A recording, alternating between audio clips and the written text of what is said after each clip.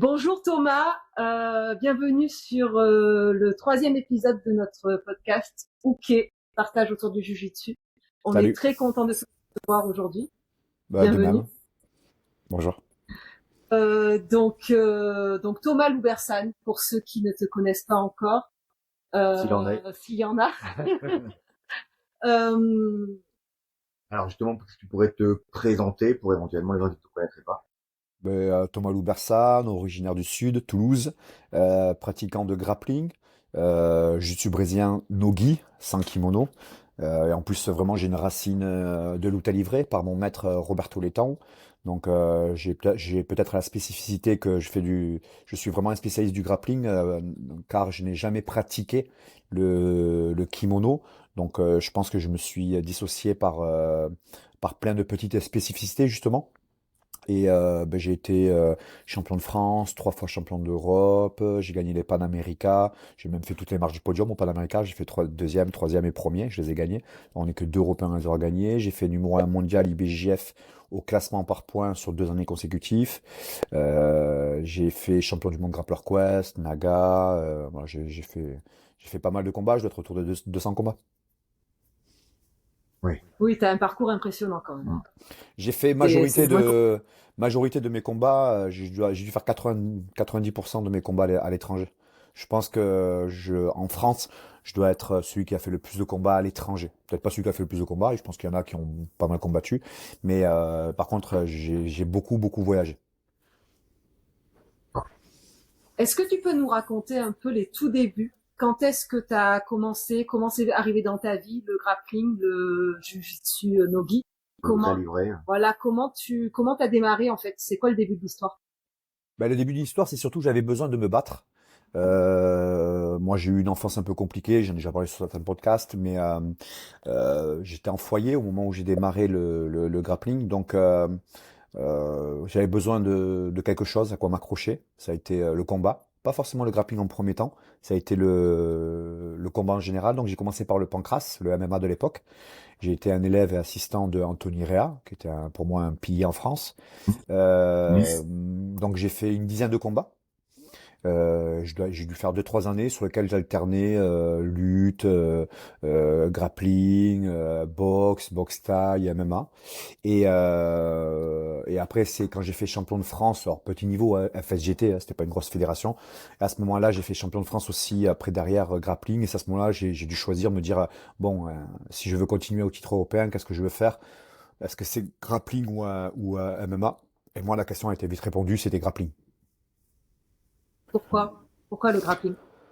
Parce que je suis rentré dans le combat par thérapie, besoin de me battre, mais je pense que une fois que j'ai fait ce pas, j'avais besoin de trouver quelque chose qui équilibrait, et c'était le côté ludique, amusement, et aussi la première des choses, la passion, le cœur. J'avais des qualités, je pense, naturelles, alors que le MMA, pour moi, c'était quelque chose où j'affrontais le dur.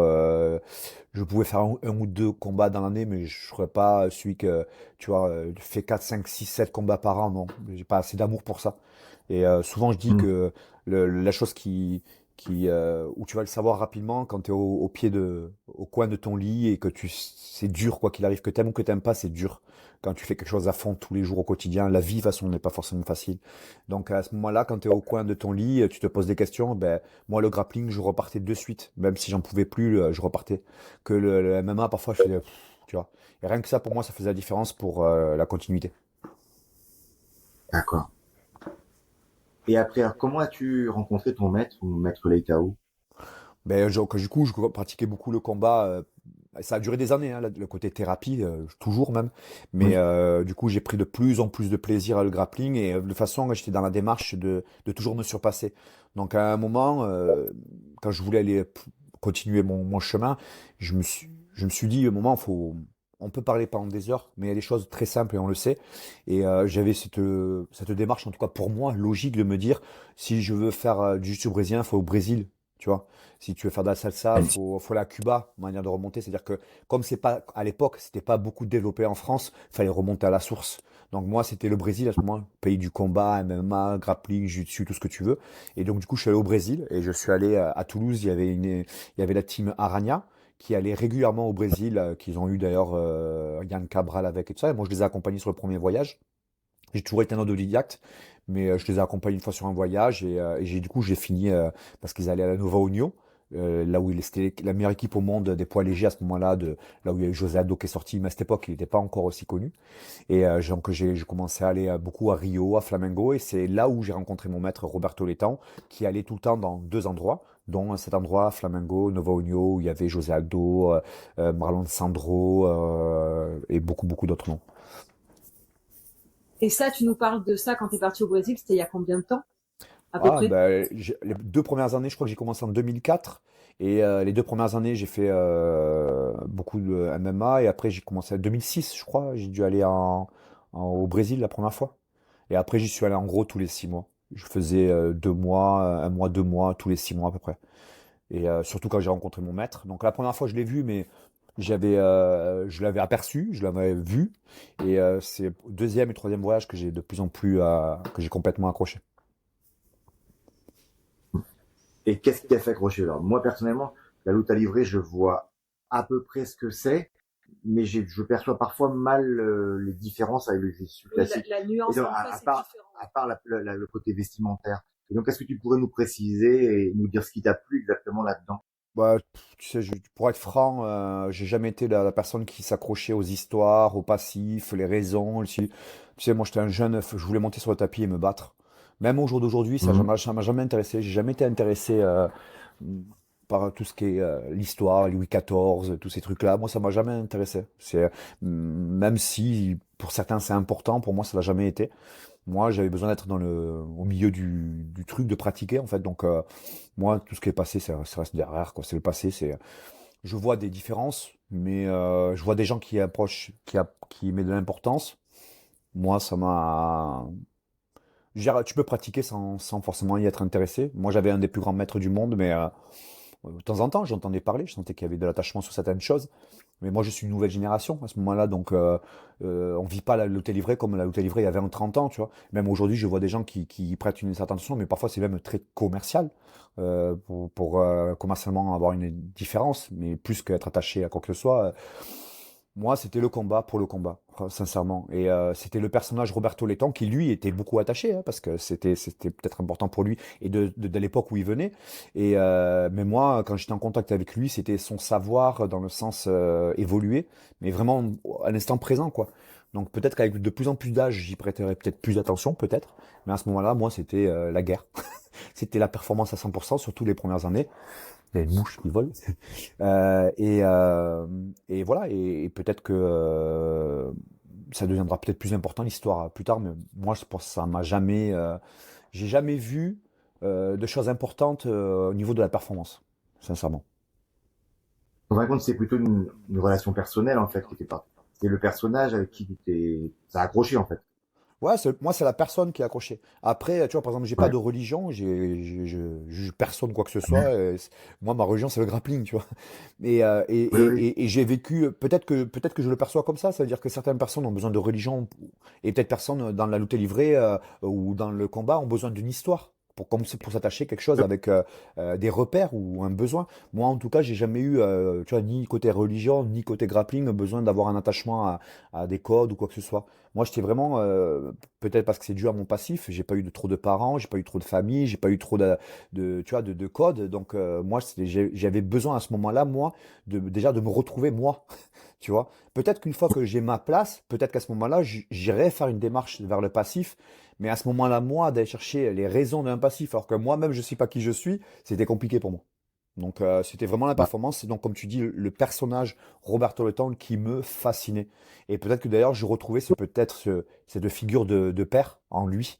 Donc, c'était peut-être cette mm, étape-là qui était plus importante pour moi. mm.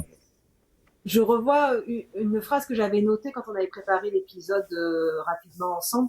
Tu nous avais dit le sport, c'est quelque chose qui te permet de t'exprimer. Et Oui. en fait, on l'entend bien dans ce que tu dis là sur le côté thérapeutique et puis le fait que voilà, ça t'a permis de t'exprimer et d'avancer dans ta vie en fait. Oui, je pense que c'est un outil. Je pense que tu peux vivre mieux grâce au sport, mais tu peux vivre aussi sans sport. Il y en a qui font pas de sport dans leur vie. Mais je pense sincèrement que c'est un très bon outil. Et Et je pense que tout le monde, même ceux qui pratiquent pas le sport, on peut dire qu'on sait au fond que le sport donne de bonnes valeurs et donne de bonnes choses et donne de la santé, et ainsi de suite. Maintenant, attention, le sport de haut niveau peut être un déséquilibre aussi, attention, hein. Mais le sport en général aide sur le côté bien-être, le corps, la tête, pour aller chercher des défis, se surpasser, se découvrir à l'intérieur, les réactions, les sports en plus où on affronte entre guillemets quelqu'un, il y a des choses qui se soulèvent en fait. Il y a des, tu vois, même psychologiques qu'on aborde. Donc, moi, je trouve que c'est un très très bon outil. J'ai jamais dissocié le tatami et l'extérieur. Donc, peut-être que quelqu'un qui est, moi, j'étais déséquilibré au niveau de l'extérieur, ma place dans la société. J'ai trouvé une place grâce au tatami. Et une fois que j'ai pris une place à travers mon palmarès, mon cheminement, que j'ai pris confiance et ainsi de suite, c'est grâce à ça peut-être que j'ai pu revenir vers l'extérieur et aujourd'hui avoir une place où je me sens bien en fait.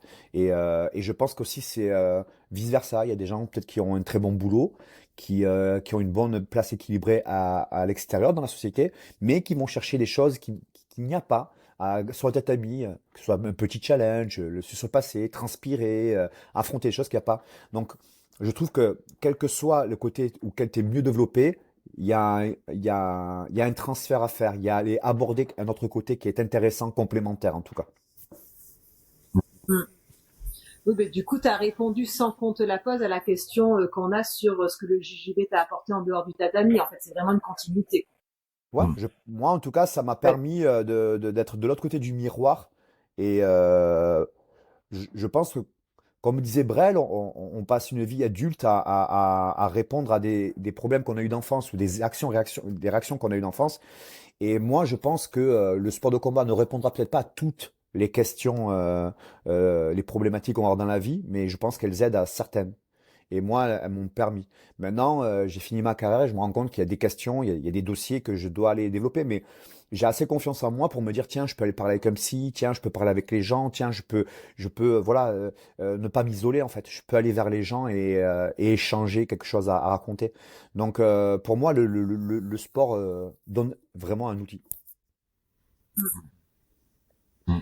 Alors, et donc justement, comme ça a changé ta vie finalement, qu'est-ce que tu dirais si tu rencontrais la ceinture blanche que tu étais? Quel conseil tu lui donnerais? Est-ce qu'il y a quelque chose que tu lui dirais et qui éventuellement te faciliterait le chemin?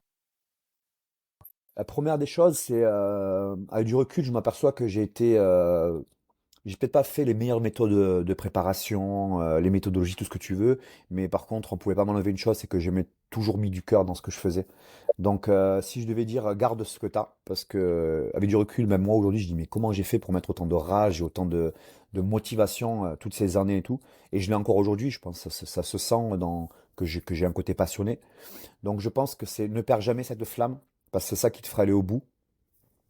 Mais et si je devrais par contre dire à quoi faire attention et mieux corriger, l'entourage, parce que je pense qu'on est le résumé de notre entourage et ne cherche pas les meilleures méthodes du monde, mais cherche à, si tu veux être une belle plante, à la planter dans un bel endroit, parce que sinon ça va être compliqué de s'épanouir. Donc je pense améliorer l'environnement, c'est quelque chose qu'on peut faire. On peut être mal entouré ou bien entouré par ses propres choix. Maintenant, je pense que ça c'est plus important que les méthodes, des méthodes de préparation physique ou technique ou autres, il y en a plein. Et même, j'ai envie de te dire, crée la tienne, ose des choses atypiques, parce que c'est comme ça que tu vas surprendre. Mais, par contre, faut être bien entouré. Ouais, c'est ça. Ouais. Mais par contre, tu penses que c'est plutôt le cœur qu'on y met plutôt que la façon, en fait. Le Et si cœur, on y met son mais cœur, tu vois, c'est son chemin. ouais, tu peux être bien entouré, mais si tu mets pas de cœur, bah, ça va pas aller loin. Si tu mets du cœur et que t'es pas bien entouré, donc moi, je dirais vraiment deux piliers importants, c'est le cœur et bien entouré. Bien entouré, attention, ça veut pas dire que bien ou pas bien. Tu peux être bien entouré, mais pas de gens qui sont aussi cohérents dans ton projet. Ça veut dire que quand on dit que tu es le résumé des 10 personnes que tu as autour de toi, ça veut dire que tu vas pas avoir les 10 qui vont être champions, attention. Mais si tu n'en as pas un, par contre, c'est compliqué parce que tu risques d'être un rêveur, d'être compétiteur de haut niveau, mais tu n'en as pas un dans ton entourage ou au quotidien ou sur ton tatami. Attention, tu vas pas savoir ce que c'est vraiment le haut niveau. Mais ça veut pas dire que tu dois avoir 10 compétiteurs sur ces 10 personnes, hein. Tu dois avoir un bel équilibre, ça Oui, c'est à chacun. Mais tu peux avoir un pote avec qui c'est important de décompresser, juste lui c'est mon pote pour faire la fête, mais il en faut un, il en faut pas 10. Mais tu vois, oui, voilà, l'environnement en général, tu vois, même pareil, au jour d'aujourd'hui, je pense que sur ces 10 potes, il t'en faut un qui va t'aider sur les réseaux, tu vois, ou un comptable, ou un banquier, parce que si tu vis dans une société dans laquelle il faut exprimer la marchandise que tu vas développer, en fait, donc le combat. Donc, je pense que c'est cet environnement, qu'avoir quelque chose d'équilibré, ça veut dire avoir un début de réseau pour développer ton boulot. Aujourd'hui, moi, je l'ai vu, alors, on n'est pas la même génération aujourd'hui, mais j'ai eu un palmarès, j'ai un des plus gros palmarès qui est l'Europe, et à la fin, ben, j'avais un Insta fermé avec 800 followers et tu fais rien en fait. Donc, c'est bien d'avoir un bon niveau, mais moi, par exemple, aujourd'hui, je dis, au lieu de t'entraîner 12 fois par semaine, entraîne-toi 11 fois et fais une séance par semaine de réseau. Tu vois, parce que sinon, tu as de la belle marchandise, mais tu ne sauras jamais la vendre. Donc aujourd'hui, Mm. je parle vraiment de l'environnement en général, vraiment dans son ensemble, que ce soit sportif, extra-sportif, que ce soit familial ou que ce soit même professionnel, pur business, d'avoir un bon écosystème. Mm. Et justement, donc maintenant que ta carrière de combattant, on va dire, est finie, quels sont tes projets pour le futur? Eh ben, Quel est on ton n'a toujours avenir? pas. Enfin, qu'est-ce que tu projettes de faire? Comment tu vois la suite? Ben, moi, ça s'est fait, Qu'est-ce que t'en- ça se fait naturellement en fait. J'ai toujours coaché à côté que je me suis entraîné. Et ce que je disais, même j'ai même presque plus coaché à côté qu'entraîné pour moi-même. J'ai dû apprendre à être égoïste, à me centrer sur moi parce que j'entraînais plus les gens. J'aidais tout le temps les gens, Anthony Réal les premières années et ainsi de suite, et les élèves que j'ai eu après. Parce que de toute façon, j'étais un peu obligé, comme j'étais en foyer.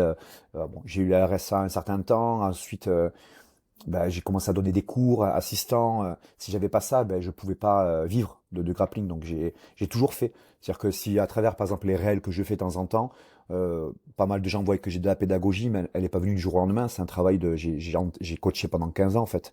Maintenant, c'est pas ce qu'on voyait à la lumière en premier, parce que c'est quand on me voyait, c'était le peu que je faisais en com, c'était les compétitions et les résultats en compétition, mais j'ai toujours coaché à côté. Donc au jour d'aujourd'hui, ça prend sa place naturellement, c'est-à-dire que je coach de plus en plus. Mais aujourd'hui, je coach quelque chose qui me va à moi. C'est-à-dire, c'est là où on voit le Rascamp. J'ai coaché peut-être 15 ans dans les clubs, mais au jour d'aujourd'hui, je me suis rendu compte que refaire toujours la même chose en septembre, refaire les mêmes bases, les mêmes triangles, les mêmes jujis, ça, parce qu'on a un turnover de 80% d'élèves qui passent pas la ceinture bleue, hein, on le sait. Hein. Je crois que tu as 70%, Ouais, 80%. Je m'en souviens plus la statistique, mais elle est énorme. ouais. Donc tu te rends compte qu'au bout d'un moment, tu répètes juste les mêmes choses. Tu as l'impression que tu es un professeur qui répète ses bouquins. Mais pour moi, c'était plus important de devenir un maître. Et un maître, c'est de continuer sa voie d'enseignement. C'est-à-dire qu'il y a le physique, la spiritualité, il y a continuer un chemin. Qu'un professeur d'école, ben, il apprend les bouquins et chaque année, tu reprends les mêmes bouquins, tu récites ton programme, en fait, à des nouveaux élèves. Et j'ai l'impression que les professeurs, parfois, c'est un peu ça. Et moi, en fait, je me faisais chier et je reviens à dire, moi, je marche vraiment à l'envie et le cœur. Si j'ai pas de cœur, au bout d'un moment, j'en avais marre. Même, tu pourrais me proposer 5 000 € par mois, je les prends pas, ça me fait chier. Donc, c'est là où je me retrouve beaucoup plus épanoui aujourd'hui à travers les stages, à travers le RASCamp, à travers des actions courtes, au lieu d'être embauché toute l'année. Je suis plus intéressé à me dire, Thomas, est-ce que tu viens un mois et tu me boostes le club? Thomas, est-ce que tu peux venir un week-end, un stage? Thomas, est-ce que tu peux faire un truc? Tu vois, c'est des actions courtes sur lesquelles ça ne me stoppe pas mon enseignement. Je viens, je donne Mm. tout mon savoir et je continue mon chemin. Mais, Mm. et je donne un enseignement qui, 2 mois. C'est-à-dire, j'ai inversé l'enseignement. C'est-à-dire qu'au lieu de venir et ce qui est normal, un club, il a son objectif de faire des cotisations, des abonnements, donc faire attention aux élèves, ainsi de suite, dans le sens pour pas perdre les abonnements. Moi, en fait, en inversant ça, c'est les gens, ils viennent à mes stages à moi, les gens viennent au Rescamp à moi. Ça veut dire que j'ai inversé le sens de l'enseignement. Ils viennent pour ce que je suis, donc ça veut dire que ça me donne la possibilité de faire ce que je veux, comme je veux. Ils veulent ça justement, donc je fais 100%. Et même parfois, je sais ils vont être peut-être choqués, mais laissez-moi faire. Je veux dire, si vous venez parce que je suis entre guillemets un poète, je vais vous réciter la poésie, mais je vais pas vous expliquer. Vous allez vivre mon univers en fait. Et quand tu vas sortir de Mm. là, tu vas comprendre au bout d'un jour ou deux, ah ouais, il y a eu quelque chose. Tu vois, c'est différent que d'enseigner un truc où tu montres une technique en 10 minutes, tout le monde peut la refaire. Ça, c'est du club. Ça, c'est pour moi, je ne dénigre pas, hein, mais professeur. Si tu récites un bouquin, tu récites une technique, t'as pas le temps d'un côté dans un entraînement club, t'as un quart d'heure d'échauffement, un quart d'heure de technique, ainsi de suite.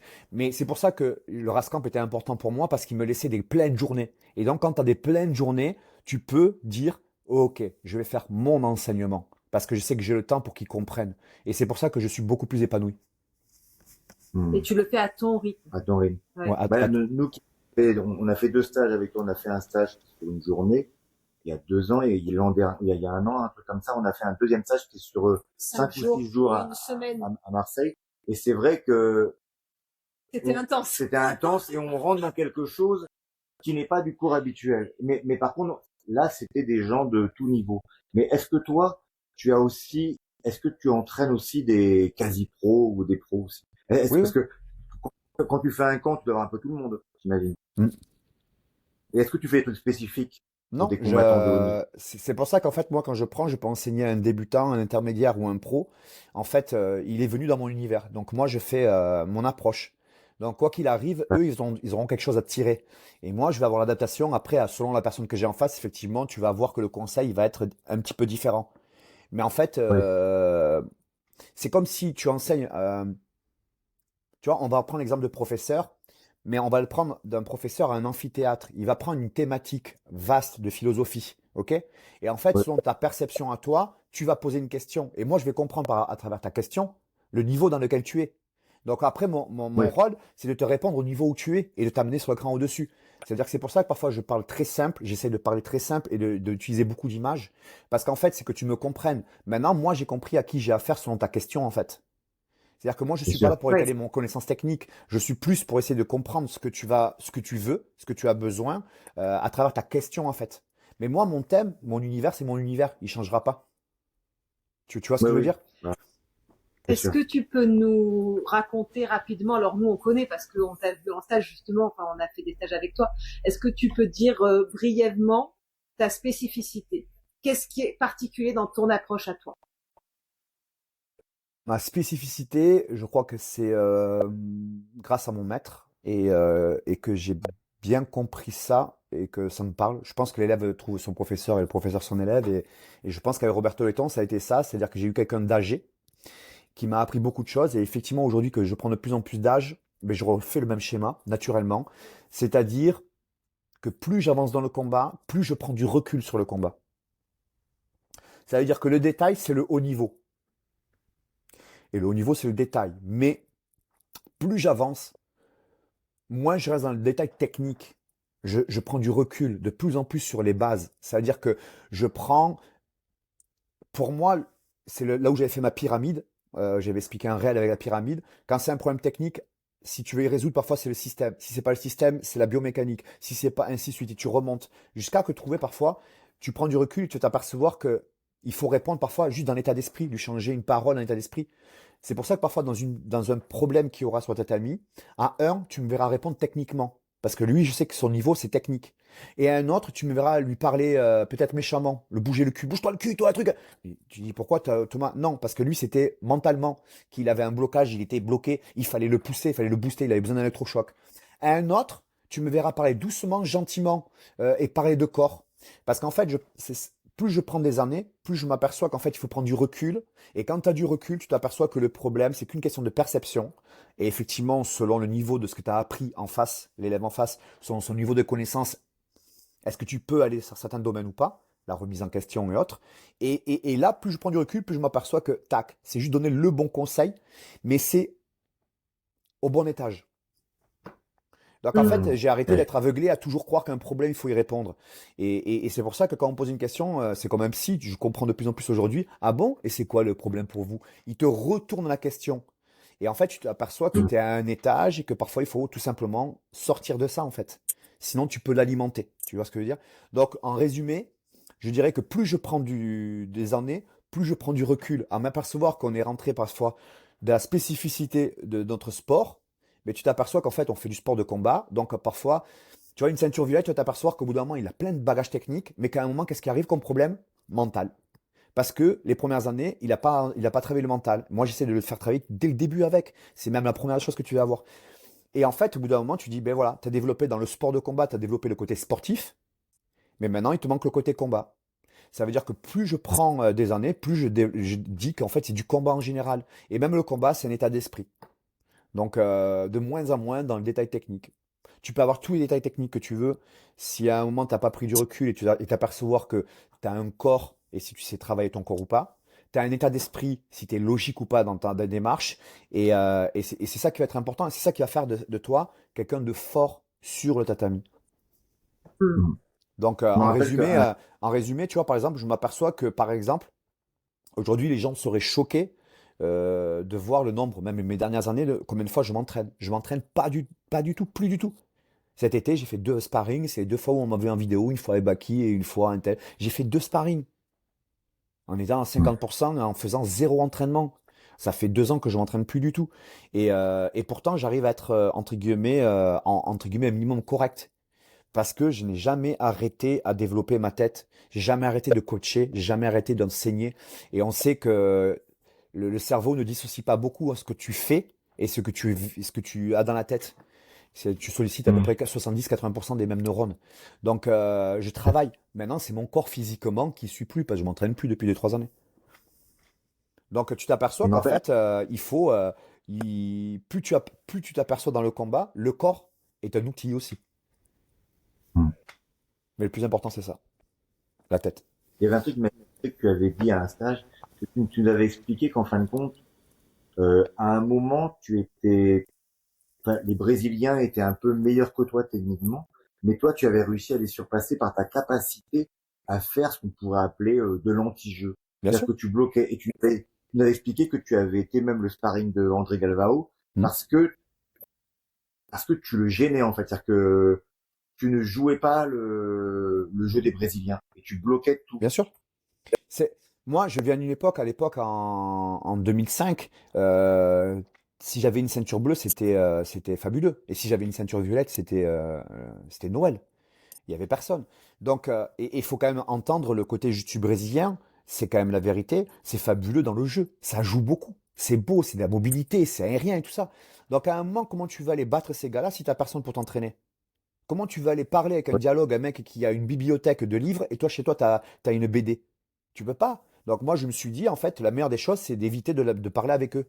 Donc je vais monter sur le tatami, mais je vais pas parler leur langage. Tout le contraire. Il faut pas oublier une chose, c'est que quand on est enfant, on crée aussi la personnalité en s'opposant. Moi, je le vois avec mon enfant, 2 ans et demi, 3 ans, là. Voilà, 2 ans, 3 ans, 4 ans, ça crée sa personnalité en s'opposant. Et c'est Ouais. important. Donc l'opposition est important. Donc moi, j'ai beaucoup développé ça. Et je pense que c'était le meilleur choix à faire parce que comment tu veux que j'aille jouer alors que j'ai personne pour m'entraîner dans le jeu? C'est comme aujourd'hui les Ouais. frères Rotulo. Tu vois, ça peut ouvrir un débat. Les frères Rotulo, ils sont fabuleux. C'est un jeu ouvert. Toutes les demi-secondes, ils ont une réaction, ils ont une réponse technique, quelle que soit dans l'amplitude, dans les étages, et ainsi de suite. Mais moi, parfois, à des gens, je déconseille d'apprendre ça. Mais le problème, c'est que comme on voit ça à la télé et qu'on voit que c'est nouveau champion, ça va inspirer beaucoup de gens à faire pareil. Sauf que, Ouais. et là je reviens sur le sujet, comment tu vas faire les frères Rotulo si tu t'entraînes 2 fois 1 heure et demie par semaine? Eux, ils s'entraînent 8 heures par jour. C'est 2 frères qui sont ensemble tous les jours. Ils vivent ensemble, ils s'entraînent ensemble, ils vont à la plage ensemble, ils sortent les tatamis. À chaque occasion, ils ont les tatamis derrière le camion et derrière la plage. Donc, tu peux faire un style comme ça si tu développes 6 heures par jour. Et là, tu vas sortir ça. Et là, c'est fabuleux. Mais si toi, tu t'entraînes 3 heures par semaine, mais ne fais surtout pas ça. Donc moi, c'est ce que j'ai fait. C'est-à-dire que je ne pouvais pas aller travailler un jeu alors que moi-même, j'avais rien pour l'entraîner. Donc, quelle était la seule possibilité que je pouvais faire? L'anti-jeu. Par contre, ça veut dire que si je t'empêche de démarrer un mouvement, t'es ceinture blanche. Les ceintures s'expriment quand tu peux développer ton jeu, ils te montrent rapidement leur niveau de ceinture. Mais si tu l'enrayes au départ et tu le bloques au départ, ben, ils n'ont pas grand-chose. C'est là où il y a la différence à jouer avec le kim et sans le kim. Ça veut dire que moi, je sais enrayer le corps. Et si tu regardes, en kimono, ils font jamais beaucoup des guillotines parce qu'ils vont au col. Et quand tu prends une guillotine, on en oublie même, à cause du kimono, qu'on peut faire une guillotine. Parce que moi, j'ai beaucoup travaillé que les débarres de mouvement sont les épaules, sont les contrôles de main, sont plein de choses au niveau de la biomécanique. Et c'est là où j'ai eu un maître, Roberto Letton, qui était quelqu'un qui était très fort dans la biomécanique. Donc, il m'a, très tôt dans ma carrière, donné cette visibilité sur ce travail-là, de la biomécanique. Donc, moi, j'ai joué ça. Et tu t'aperçois que enrayer un début de mouvement, tu peux le faire avec une ceinture blanche. Parce que tu dis, ah, viens m'attraper la jambe, viens faire ci, viens faire ça. Hop, tu bloques. Et même, c'est parfois les jeunes excités foufou, ceinture blanche, qui te donnent beaucoup plus de matière de départ de mouvement. Parce qu'après, quand on est ceinture blanche, on est très codifié en fait. Mais ils sont Oui. très bons quand ils ont leur position, leur jeu. Et là, ils sont très dangereux. Mais tu t'aperçois qu'ils sont tous bons sur le tatami, ils sont 20 ceintures noires, mais ils sont tous bons dans le jeu, dans le jeu. Mais il n'y a jamais Mm. personne, et c'est ce qui s'est passé chez Athos, que quelqu'un qui enraye dès le début de mouvement, et c'est souvent ce que j'entends, ah, il joue pas le jeu. Ah, mais à l'inverse, compétiteur, pourquoi tu veux que je joue ton jeu? C'est ça, c'est là où j'ai joué une spécificité. Et c'est là où même à l'époque, moi, aujourd'hui, c'est plus trop une surprise, mais à l'époque, moi, j'étais en train de dire la lutte, c'est fort. Aujourd'hui, c'est depuis Khabib que on dit que la lutte, elle est forte. Tu vois, je stéréotype à mort, mais c'est vrai. Moi, je l'avais déjà. Si tu regardes, moi, je suis un lutteur, on va dire normal, mais par contre, j'ai une bonne lutte avec beaucoup de spécificité dans le grappling. Et c'est là où j'ai été très surprenant. Mm. J'ai une poule qui est rentrée chez moi. Du C'est jardin. c'est le direct, c'est merveilleux. Ah, on va faire une petite cut pour Insta. J'ai une écoute qui est rentrée chez moi. Ouais. Donc, Euh, c'est là où j'étais fort. Et tu vois, pour te faire une anecdote, et je peux le jurer sur mes enfants, hein, j'étais chez Athos avec Galvao et je m'entraînais régulièrement. Hein. Donc, un jour, je tourne avec Kenan Cornelius, Barbosa, Duarte, Galvao. Et un jour, j'étais sur le banc, on alternait, j'étais sur le banc, il y avait Galvao à côté de moi. Et t'as Kenan Cornelius qui sort, je vais tourner avec lui. Donc, on se met sur les bancs. Et t'as Kenan qui arrive, qui se pose qui dit à Galvao, putain, je comprends pas. Tu arrives toi avec Thomas? Et Galvo, il fait du style, ouais, c'est un monstre, c'est compliqué. Et Kenan, il dit, ouais, mais il joue pas le jeu, en fait. Il joue pas le jeu. Frustré. Et même là, je me suis dit, putain, c'est les mecs, c'est les meilleurs au monde. Et je me suis dit, même là, ils ont pas compris, en fait, ce que je fais. Parce qu'en fait, tu t'aperçois que si j'ai des titres et si j'ai des victoires et que je tourne et que j'inquiète des mecs forts, c'est qu'il y a quelque chose. C'est pas comme ça. Sinon, on est les premiers à dire que vous pouvez faire du bodybuilding, mais un mec de 65 kilos peut vous soumettre en grappling et en kimono. Même là, je me suis dit, en fait, ils n'ont pas compris. Et c'est pour ça, moi, je pense que j'ai une spécificité, c'est que au lieu d'être dans le détail technique, je suis quelqu'un qui cherche les zones de travail, les espaces, les lieux, les départs de mouvement. Tu vois, et c'est là où je pense que c'est parce que j'ai fait du MMA au départ. Et le MMA, c'est dès le début, c'est de jouer le compartiment dans lequel le mec est moins fort. Mais dans notre sport, comme on est un seul sport, on essaye d'être le meilleur dans ce sport-là, comme si c'était tout un. Sauf que non, moi j'ai toujours dit, tu peux être ceinture noire, mais je suis ceinture violette quand je prends le dos. Je suis ceinture bleue si je prends une jambe. Je suis ceinture noire Mm. et même rouge si je te prends la terre à l'attention. Tu vois, je suis une ceinture noire, 4 dan si je te prends la tête. Je suis ceinture violette, marron si je te prends en juillet. Tu vois? Et ça, je l'ai très bien compris, peut-être grâce au MMA. Et j'ai compris qu'en fait, c'est pas, faut mettre l'ego de côté à croire qu'on est le meilleur partout et que quand on est une ceinture noire, on est une ceinture noire partout. Non. Il y a des endroits forts et des endroits faibles. Et comme j'ai fait de la boxe, j'ai adoré, j'adore toujours la boxe et tout ça, ben on se rend compte que dans la boxe, tu changes de distance. Hey, t'es pas aussi fort. Eh oui, parce que les boxeurs Mm. à une certaine distance, c'est les meilleurs. Tu changes de distance, et ils sont prenables. Et moi, j'ai fait ça en grappling. Par exemple, ma distance nogi, ben tiens, je vous le montrerai sur un tuto. Ben, sur les mêmes positions qu'on a en jiu-jitsu, elle n'est pas unique. Tu changes de distance dans la même position Mm. qui fait que dans laquelle tu vas être une distance gi ou une distance no-gi. Pourtant, c'est la même position. C'est l'adaptation d'angle et de centimètres de distance qui va faire la différence. Et c'est là où moi, j'ai été très très fort. Et les gens, en résumé, pour résumer ça, c'est que les gens sont très codifiés à apprendre. Le kim, peut-être que c'est logique dans le kim. Tu me tiens, je te tiens, donc on est dans le jeu, dans le jeu. Mais si je te tiens pas, en lutte, t'as pas à avoir autant d'acceptation au départ. C'est de pas se faire attraper. D'ailleurs, un débutant, le même débutant, il est comme ça à pas se faire attraper en lutte. Alors que, en kim, et quand on enlève la veste, il se met dans la même position, comme si une demi-garde c'est comme ça, ou en butterfly c'est comme ça. Mais qui t'a dit qu'il faut laisser les pieds en demi-garde en nogi? T'es pas tenu autant. Tu dois faire la guerre des premiers contacts, des premiers grips. Et c'est là où moi j'ai vraiment un travail et je m'aperçois que ben, les gens sont beaucoup codifiés. Donc il fallait jouer le côté Ouais. atypique et je pense que j'ai énormément surpris de combattants sur ça. Mm. Mais aujourd'hui, je pense que effectivement, ce que tu dis sur les jeux, c'est hyper intéressant parce que le jiu-jitsu maintenant, c'est tellement large et ça a tellement pris d'ampleur qu'en fait, effectivement, tu peux être ceinture noire si t'es en passage et que t'es passeur, mais si tu te mets en bérimbolo, bah, c'est pas du tout ton jeu et ça va pas et t'as pas du tout le même niveau. Ouais. Ouais. Donc Mais après, moi, notre sport, quand on est nous, emboîté, peut-être que ça devient de plus en plus dans les spécificités techniques, et c'est important. Mais c'est là où je dis, par exemple, que la boxe est un très bon professeur pour nous. Pourquoi? Parce que tu verras tu verras qu'en boxe, par exemple, on va te dire de suite de changer d'angle ou de changer de distance. Tu vas pas toujours être dans le coude, dans la spécificité technique de ton mouvement d'attaque. Il y a l'attaque, Ouais. mais il y a la distance, il y a le premier contact, il y a le rythme, il y a le volume, il y a tout ça qui est important. Et moi, j'ai toujours travaillé le sol en faisant beaucoup d'importance sur ça, en fait. Oui, du coup, ça enrichit vraiment la pratique, quoi. Mm. Ça permet vraiment de faire évoluer son jujitsu. Ben, Et c'est tu vrai que avais une approche. si tu as un élève qui te pose 10 fois une question sur un détail technique, moi, ça m'intrigue. Parce que ça veut dire que tu ne Hmm. penses qu'à ça. Sauf qu'en combat, tu as la technique. Bien sûr, c'est important, mais la distance. Parfois, il faut changer de distance. Parfois, il faut changer d'angle. Parfois, il faut changer de hauteur. Parfois, il faut changer de volume. Parfois, il faut augmenter le volume ou il faut fermer. Parfois, c'est ouvre le jeu. Parfois, il faut fermer le jeu. Tu vois? Et si tu me poses 10 questions 10 fois sur un détail technique, pour moi, ça veut dire que je sais que je te ferai évoluer très vite parce que je vais te dire, OK, regarde, maintenant, il y a ça, ça, ça et ça comme notre solution. Et tu vas faire, ah ouais. Et ça, c'est la perception de notre sport. Parce qu'on croit que c'est tout le temps des techniques et on le vend tout le temps des techniques. Et je pense que c'est là où parfois, moi, avec mes réels, on entend un autre discours, une autre approche. Parce que moi, en fait, je mets beaucoup d'importance aussi sur d'autres choses et l'approche du combat et d'autres angles de travail. Donc, ça change. Maintenant, moi, c'est ce que je disais, j'en joue de dire arrêter avec les techniques parce que ça donne la place à d'autres. Mais la technique, elle est très importante. C'est important.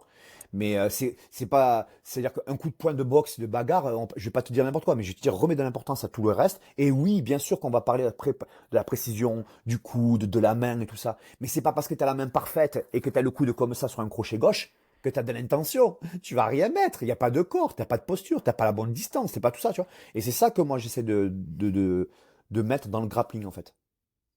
Parce qu'on peut Mm. chez nous, tu vois, la lutte, et quand on n'est pas tenu par un kimono, on a beaucoup plus de mouvements in-out, avant-arrière, fermer, ouvrir. Alors que je pense qu'avec un kimono, pour moi, c'est faux de croire que c'est le même sport. Tu ne peux.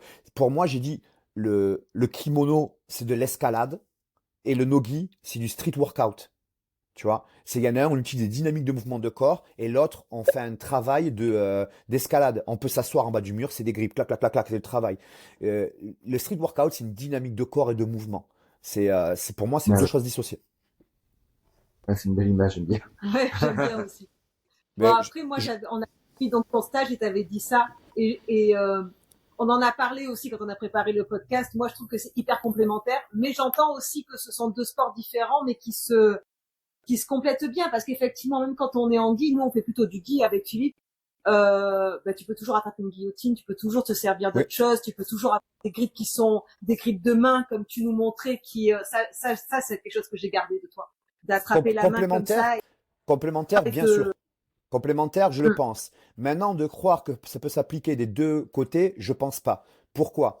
Tu peux être champion de lutte olympique sans avoir fait du judo. Tu peux être champion de judo sans avoir fait de lutte. Maintenant, tu peux hum, surprendre dans un sport ou deux avec un balayage. Un lutteur qui a un balayage, il peut surprendre des mecs top parce qu'ils sont trop codifiés, comme ce qu'on expliquait. Donc le côté surprise est très important. Maintenant, je pense qu'en fait, il y a des gens, c'est des tempéraments, ils vont, eux, être dans une manière de faire, dans un rythme et dans une distance où ils sont naturellement dans le kimono. Tu vois, moi, tout Ouais, ouais, simplement, je n'avais pas aimé au départ le kimono parce que ma première chose, c'est mon tempérament, la manière dont je parle, je dégage in-out avec mon corps. Donc le nogi, pour moi, c'était naturel. Tu vois, et vice-versa. Tu vois, je pense qu'il y a des gens, tu les mets en lutte dès le départ, ils vont pas du tout aimer, ils vont même peut-être arrêter le sport de combat et repartir. Et ils vont peut-être avoir un rythme et des zones de travail. Et je pense que tu as des gens qui sont capables d'être forts dans les deux.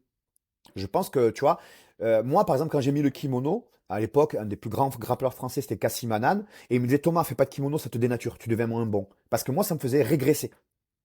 Par contre, mm, complémentaire, oui, si un jour, je suis dans une mauvaise là pour recomposer les jambes, pour retravailler de l'espace et travailler un scramble, oui.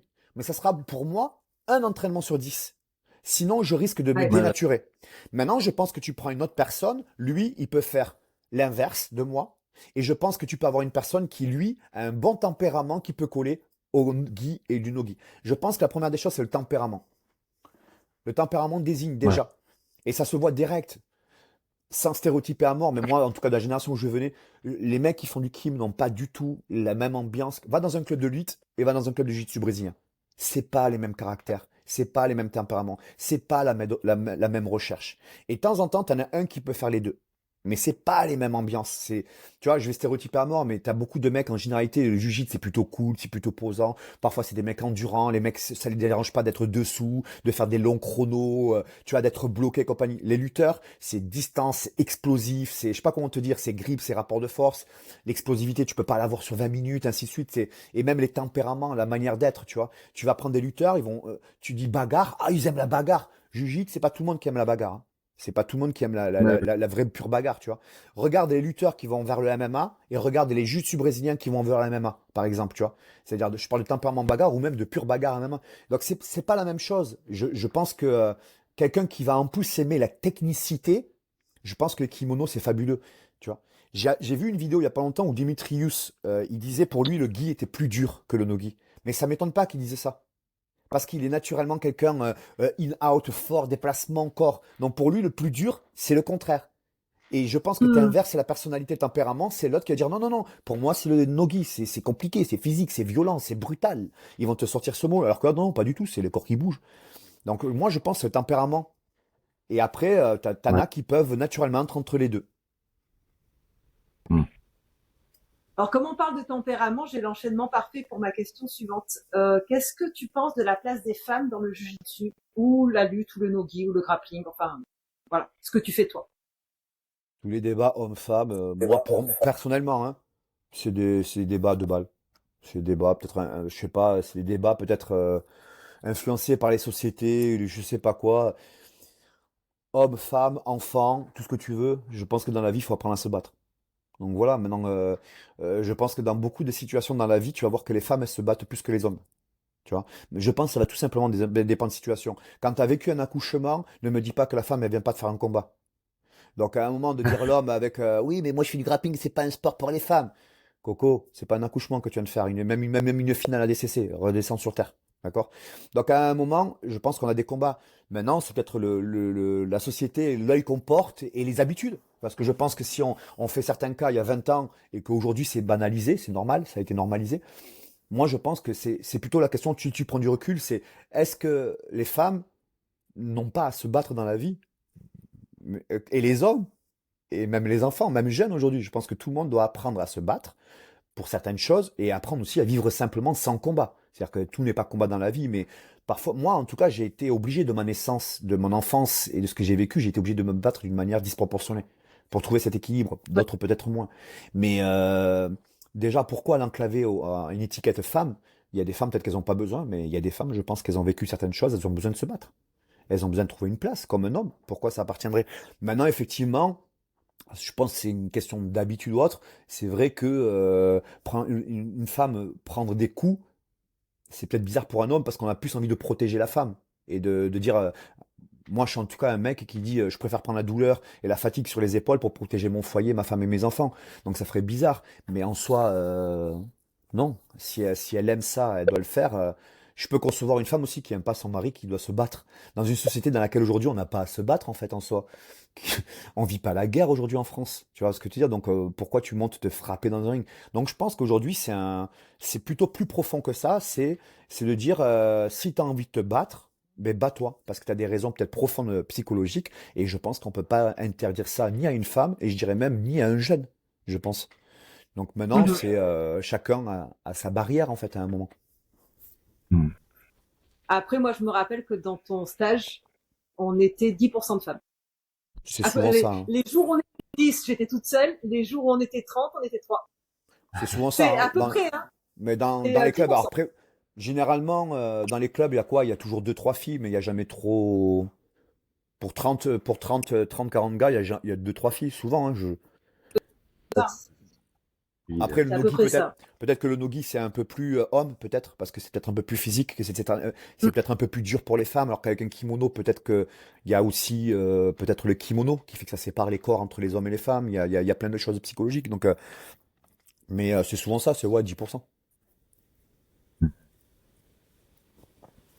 Euh, alors, tu sais, moi, Mais excuse-moi, j'ai une, excuse-moi. Par contre, oui, les combats en boxe anglaise et des combats de titans, c'est les femmes. Il faut le souligner. Ça veut dire que quand elles ont passé la barrière elles ont le droit de se battre, les femmes, je ne sais pas pourquoi, mais elles ont moins le truc de hiérarchie dominant-dominé que les hommes. Les femmes, quand elles se battent, elles vont jusqu'au bout. Ça veut dire, il n'y a pas de dominant de, elles se crépitent le chignon. C'est un truc, c'est une guerre. Donc, souvent, des très beaux combats de boxe anglaise. Moi, je kiffe. Parfois, s'il y a un combat de femmes, je m'arrête pour regarder parce que très souvent, ça ne lâche pas. Est-ce que c'est parce que dans la société, elles sont déjà peut-être, il y a un truc avec les hommes, tu vois, et tout ça, et que là, elles se sentent à pied égal et que je sais pas, mais les femmes ne lâchent jamais. C'est incroyable, plus que les hommes. Les hommes, rapidement, tu peux gagner ou perdre, hein, mais il y a un dominant-dominé très rapidement, en 30 secondes. Il y a déjà un dominant-dominé. Tu peux gagner ou perdre, hein. Les femmes, c'est fabuleux parce que ça ne lâche pas. Et je dirais souvent que ça lâche moins que les hommes. Tu vois, maintenant, les hommes, il y a plus de physique, il y a plus de brutalité, je sais Mm. pas. Mais les combats de femmes, moi, parfois, je trouve que il y a eu des combats, c'était pour moi les combats de la soirée dans certains événements. C'est fabuleux. Hmm. Maintenant, oui, il y a moins de puissance. Ça c'est sûr. Oui. Mais non, non, Mais après, ça vaut, c'est. Ah, les femmes, ça vaut oui, le, ça effectivement. vaut, ça vaut le coup. Après, c'est comme les hommes. C'est-à-dire qu'il y a des hommes qui osent pas se battre. Mais comme il y a toujours un peu de corps, ça rentre dedans, tu vois. Et c'est vrai que si une femme, elle ose pas se battre et qu'elle a pas la puissance, peut-être que du coup, ça fait parfois des matchs qui seront, bon, on se dit, bon, ben, il y a pas grand-chose. Mais quand il y a des femmes, deux qui rentrent, qui se disent, c'est la guerre, prenez les pop-corn, hein. Ça va jusqu'au bout, hein, franchement, hein. C'est pas autant de mecs qui vont autant jusqu'au bout, hein. C'est une parenthèse que je Ouais. voulais refaire. J'embraye sur la question artistique. Moi, j'ai une activité de fresque murale. Je travaille sur les logos et dans des clubs de sport de temps en temps pour faire des décorations murales. Et du coup, j'ai une question pour ce podcast sur les logos et l'identité visuelle. Toi, t'as une marque, tu proposes des camps, tu en parlais tout à l'heure, ça s'appelle Rascan. Ouais. Est-ce que tu peux nous parler de ta marque, de ton logo si tu en as un et Ouais, comment tu l'as construit? bah, Rascamp, le logo, alors c'est un logo pour une salle et un sport de combat, mais le logo, c'est un chien. C'est un chien avec des arbres. Ouais. Hein? Il y en a un qui passe au fauteuil de temps en temps, Ouais, de là. temps en temps. Il y a un petit chien qui Ouais, c'est pas lui. Elle, c'est Moumout. Et en fait, moi, quand j'avais la grange dans laquelle il y a le Rascamp, c'est un hangar ouvert avec des tatamis, tout ça. Et en fait, c'est un hangar où j'avais mon chien qui s'appelait Rasco, qui est décédé, qui a eu une malformation de naissance et que donc du coup, je l'ai eu 1 an et demi. Et en fait, quand il est mort, ce hangar, il s'appelait Rasco, je l'appelais Rascamp. Rask et Camp. C'est pour ça que ça vient de là. Et c'était l'endroit où, en fait, il venait jouer dans le foin, s'amuser, et je l'avais eu, donc, et pour moi, ça a été très dur parce que le chien, pour moi, a une place très importante dans ma vie. Et, euh, et à un moment, on m'a vu perdre beaucoup de poids, c'est quand je l'ai perdu. J'ai quasiment perdu 10 kilos, j'ai pas mangé pendant très longtemps. Et parce qu'il avait accompagné la grossesse de ma femme où j'ai eu mon deuxième enfant. Donc ma femme était avec le petit et moi en fait il dormait tout le temps à côté de moi. Donc on avait chacun son bébé. Donc déjà le chien est très important dans ma vie pour moi. Et deux, il a vécu la grossesse. Donc pour moi c'était comme un enfant. C'est comme si j'avais perdu un enfant, quoi. Donc ça a été très dur. Donc quand j'ai perdu le chien, ben, j'ai fait hommage à travers ce camp d'entraînement, le lieu où en plus il venait jouer tout ça. Et donc c'était Rasco. Donc c'est venu le Rascamp. Et c'est pour ça que j'ai fait le hangar à la maison parce que ce signe-là m'a montré, voilà, on sait jamais de quoi fait et vit. Donc vis ta vie. Moi, j'ai toujours bougé, donc je continuerai toujours à bouger, mais bouge pas autant. Reste un peu plus à la maison. C'est pour ça que j'ai fait le hangar à la maison pour rester plus proche de mes enfants, de ma femme et commencer un peu à lever le pied parce que j'ai été quand même quelqu'un qui voyageait énormément, qui bougeait tellement que les gens disaient que c'était instable. Mais en fait, c'était ma vie. Moi, elle a toujours été comme ça. Je me suis construit dans le déplacement. Et aujourd'hui, je me suis posé, donc j'ai développé le Rascamp. Et là, on revient sur le logo. Donc, c'est un chien, la nature. Donc, il y a des arbres et un petit oiseau derrière. Donc, c'était je me pose, symbolique de revenir vers la nature, parce qu'à 40 ans, je pense que on cherche la vraie énergie, et la vraie énergie, c'est la nature. Et voilà. Donc, c'est le logo de mon Rascamp. C'est une très belle Une très histoire. belle Merci. histoire en tout cas. Merci beaucoup. C'est une belle histoire émouvante. Mais je pense que les logos, ouais, c'est toujours quelque chose de symbolique. En tout cas, toi, t'es dedans, donc Bah oui, Oui, oui, il oui, n'y a c'est pas, il y quelque a pas chose de d'important, hasard. les logos. ouais. Il n'y a pas de Oui, oui, hasard. c'est pour ça que on trouvait ça important de poser cette question parce qu'on n'en parle jamais quasiment des histoires des logos et des marques et voilà. Et Mm. donc toi aujourd'hui, tu as tes camps chez toi Ouais. et tu fais aussi des stages en dehors en invité dans des clubs. Bah, je suis un saisonnier, hein, aujourd'hui. Ça veut dire que je fais l'été, à partir de juin à septembre, je suis au Rascamp.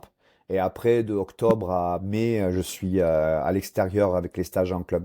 Et ça me va très bien par rapport à ce qu'on parlait, c'est-à-dire que je vais à l'extérieur dans les clubs, donc je rencontre plein d'ambiances différentes, donc c'est cool pour moi, je vois des caractères différents, des professeurs différents, des clubs avec des ambiances différentes, je rencontre pas mal de gens, je crois que l'année dernière j'ai rencontré quasiment 3000 personnes en stage.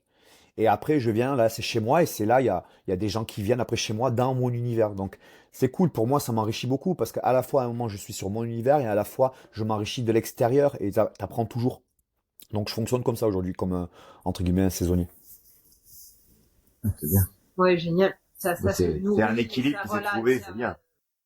Ouais, trop c'est un bien. On équilibre, sent après, que qui est fatigant, hein, parce que tu t'habitues à beaucoup bouger. À un moment, moi, l'année dernière, même en juin, j'ai annulé deux, trois stages parce que j'ai fait un burn-out et je commençais à saturer et tout ça. Mais c'est beau, c'est chouette. Et après, je me pose, mais comme moi, j'ai bougé toujours de ma vie pendant deux, trois mois, au bout d'un moment, j'ai dit, attends, j'ai envie de bouger un petit peu parce que Mm. moi, bouger, le voyage, c'est synonyme d'enrichissement. Et j'ai besoin de choses nouvelles, en fait.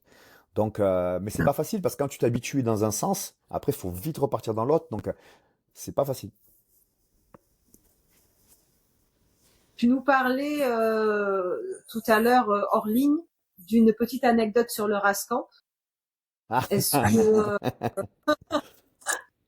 Bon, il y en a plusieurs, mais euh, la nature humaine, tu le vois, comme on vit plus avec les gens, bah, tu vois plein de trucs. Donc, par exemple, là, les hommes ne font pas la vaisselle. Non, mais moi, j'ai mis plein de couverts et tout ça. C'était tous les jours. Il fallait que presque je les jette. Par exemple, l'année prochaine, c'est que des assiettes en carton. Parce que sur 50 mecs, il y en a un qui fera la vaisselle. Et s'il y a une femme, la femme va faire la vaisselle, les hommes ne font pas la vaisselle. Comme quoi, c'est vraiment, je sais pas pourquoi, ils ne veulent pas. Ah ouais, moi j'arrive, je dis les gars, qui c'est qui a fait la vaisselle? En plus, tu sais, moi j'ai ma maison à côté, donc je leur dis, les gars, Oui. je vous mets la vaisselle à disposition, c'est pas moi qui vais faire la vaisselle quand même. Et tu pouvais le faire, tu sais, tous les 3 jours ça changeait de gens, parce qu'il y avait des binômes, il y avait des nouveaux professeurs, des nouveaux gens et tout. Et en fait, tout l'été ça a été comme ça. C'est pas, il y a un groupe qui était comme ça, tout le temps, tu vois. Après, une autre anecdote, c'était les toilettes. Bon, là, je rentrerai pas dans les détails, mais parfois, tu as des mecs. Il y en a un, une fois, c'est une toilette, c'est une sorte de tente, et j'ai mis une toilette chimique dedans.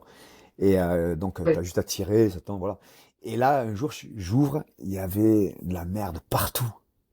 Mais tu dis, c'est pas possible. Mais il a pris le truc, il a pas tiré pour que le petit besoin tombe, il a dû le prendre et le remuer. Sauf qu'il y en avait partout. Il y en avait partout. Donc, s'il y en a partout, il en avait sur lui. Donc il y en a un qui est parti, il en avoir parti sur lui, il a dû prendre une douche dans la nuit. Et moi le matin je vois ça, je dis mais non, qui a fait ça? Mais je te dis, tu vois des trucs parfois, comme il y a de la vie, il y en a bien un sur 100 un jour qui va nous faire une dinguerie, tu vois. Mais t'as plein de trucs comme ça. Bon là ça c'était un truc, t'étais scotché. Euh, Euh, T'as des trucs, tu sais le mec il fait le café, la machine elle marche pas, il a le mec par terre, et il part, il laisse du café partout par terre, tu vois. Donc après des anecdotes comme ça, t'en as souvent. Parce que tu t'aperçois que la nature humaine, il y a des surprises. Mais vraiment, le truc à raconter, c'est ça. Et c'est marrant parce que moi-même, attention, je fais pas la vaisselle. Mais c'est vraiment tous les ans. non. ah oui, t'as fait des anecdotes à raconter en Voilà. podcast après. C'est ça. Ouais. C'est- Je pense qu'on arrive à la Ouais, on arrive fin. à la fin du podcast. On aimerait savoir donc où est-ce qu'on peut te retrouver sur le réseau, comment est-ce qu'on peut aller à tes camps, etc. Bah, pour ceux qui veulent, Instagram, je réponds à tout le monde sur Instagram, donc à @thomaloubersan.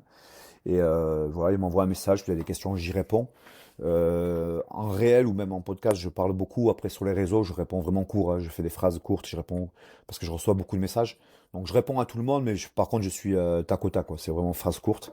Et donc, voilà, après, que ce soit pour les stages, pour les camps d'entraînement, ou même une question comme ça, je réponds à tout le monde. Très bien. Trop cool. Et sinon, une dernière question. Nous, on a un podcast où on essaye d'inviter des gens qui comptent dans les sports de combat français, particulièrement le grappling et jiu-jitsu. Qui est-ce que tu nous suggérerais d'inviter, à ton avis? Qui est-ce qui, pour toi, compte et qu'il faudrait qu'on ait chez nous? Bah, je vais te conseiller les gens avec qui je travaille autour de moi. Donc, moi, j'aime bien Nicolas Haute, Maxime François. C'est des gens intéressants. Après, moi, cet été, j'ai eu pas mal de gens, de combattants. Donc après, je vais te répondre à ta question, mais je te pose une question avant. Sur quel domaine? Qu'est-ce que tu aimerais, un podcast sur quel domaine? Parce que Là, en en fin fait, de compte, nous, avoir tous des gens qui font des choses Qui pour sont en lien. qui sont en lien avec le jiu-jitsu. Ça peut être un coach, un fabricant de kimono, quelqu'un qui enseigne. Ça peut être Un en combattant. jiu-jitsu combattant. brésilien, aujourd'hui de très fort et que j'aime bien Pierre Manzo et Anthony de Oliveira, très très fort. Ama avec l'équipe de France que j'ai eu cet été, très sympa et qui fait un gros boulot aussi pour le grappling français. Et après, ce qui va être intéressant, Maxime François, mon coach de lutte, qui coach, d'ailleurs coach par exemple Benoît Saint-Denis actuellement depuis un moment, hein. C'est un coach de lutte qui s'intéresse justement au grappling. Donc peut-être intéressant de parler avec Maxime François pour voir qu'est-ce qu'il y a à transférer entre la lutte, le MMA et le jiu-jitsu brésilien. Parce qu'il a différents pratiquants. Donc voilà. En puriste, je dirais Pierre Manzo, Antonio Oliveira et après derrière Maxime François et ben, Nicolas Haute qui vient aussi d'avoir sa ceinture noire de jiu-jitsu brésilien. Tiens, ça serait intéressant. D'accord. Ben, merci beaucoup. Merci Du coup, ça beaucoup. nous fait pas mal de pistes. Bah, on va couper et on continue à discuter avec toi.